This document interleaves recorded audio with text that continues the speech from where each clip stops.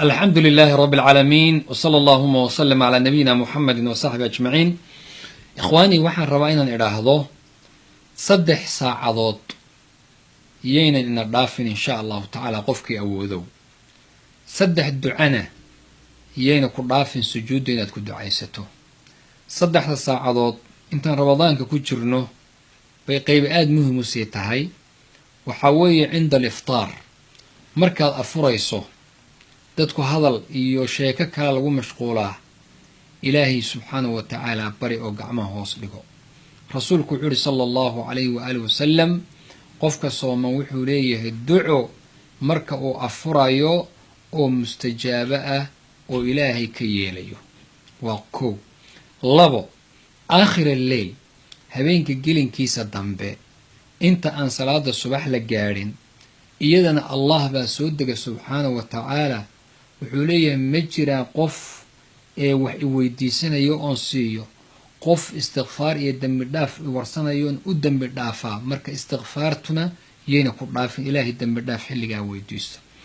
dadka ku tukada masaajidka salaada subax soo gaara hadiiba jaanis loo helo iyadana waxa fiican ilaa qorraxdu ay ka soo baxayso ruux meeshu ku tukaday inuu sii fadhiyo iyaduna waa umra iyo hajj taama ajirkooda ayaa qofka lagu siinaya 3 duco in raba inaan dardaarmo الشيخ ابن باز رحمه الله بان runti u baraarujiyo oo dardaarma 3 adciya 3 duco halmaamina buu yiraahdaa inaad sujuuda ilaahay ku baridaa midda koobaad waxa weey ilaahay inaad weydiisato husnul khaatima allahumma inni as'aluka husnul khaatima